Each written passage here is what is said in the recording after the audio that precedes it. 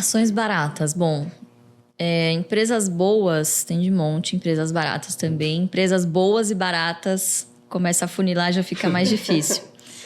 Eu diria que hoje Klabin é uma das que a gente enxerga como uma excelente oportunidade de carteira previdenciária, apesar de não fazer parte daqueles 5 setores que a gente sempre cita, né? Então, para quem não conhece, é o BEST.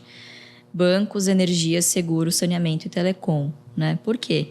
Só para explicar. O perfil de empresa que a gente busca são empresas cujos negócios sejam perenes. Se você está investindo para o longo prazo, obviamente você vai querer fazer o menor tipo de mudança possível. Portanto, você quer empresas que tenham chances de estarem vivas lá na frente. Então, negócios perenes. Segundo, negócios que paguem dividendos, obviamente. Que paguem dividendos sustentáveis.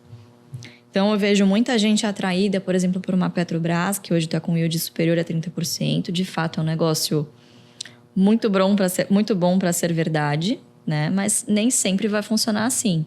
Você está preparado para ter uma Petrobras na carteira para um ciclo contrário do petróleo, em que pode ser que por um longo tempo ela não distribua dividendos?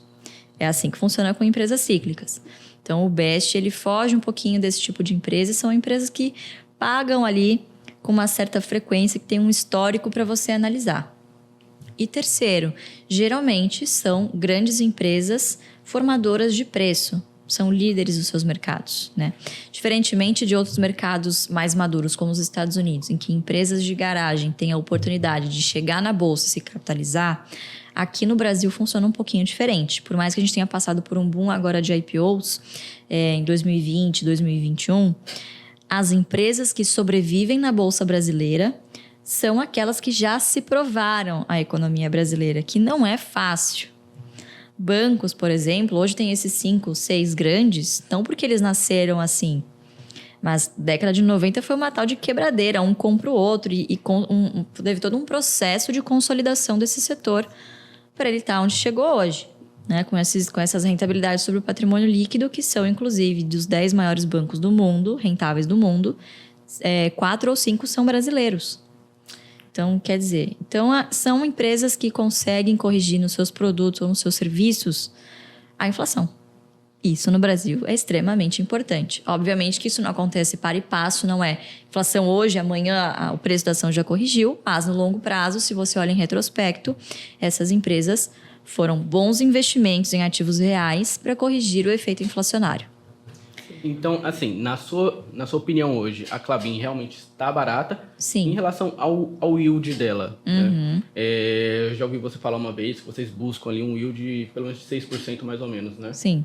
Em relação a esse quesito, acredita que isso vai crescer também? Sim, acreditamos que sim. A questão da Klabin foi o seguinte, ela passou por um longo ciclo agora, desde a aprovação do Puma 1, que foi um investimento que mudou a empresa de patamar. Então, a empresa com o Puma 1 entrou no segmento oficialmente de celulose.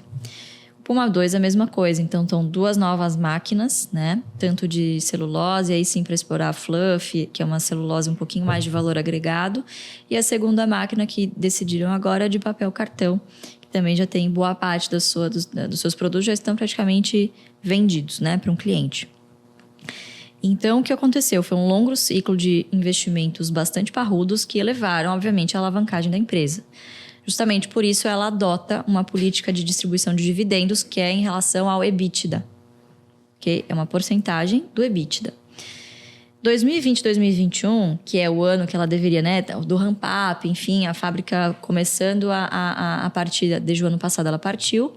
Só que celulose tem uma coisa, 100% das receitas de celulose são dolarizadas. E isso, obviamente, causa um efeito contábil no balanço, que é não caixa.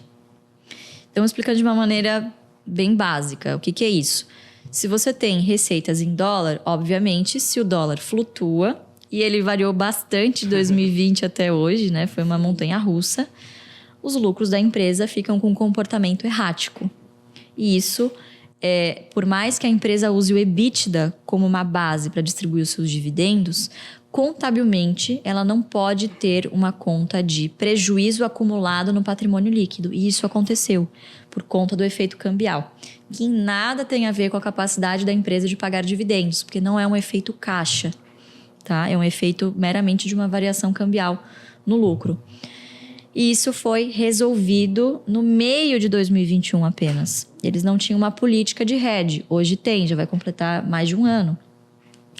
Então, isso fez com que o lucro da empresa desde então fosse mais estável. E a partir daí, sim, zerou essa conta de prejuízo acumulado no PL. E ela voltou a ter a capacidade de distribuir bons dividendos, o que acontece desde o 3º ou 4º trimestre de 2021. Então, com isso, a gente acredita que daqui em diante a empresa tem todas as condições para distribuir 6% ao mínimo em dividendos para mais.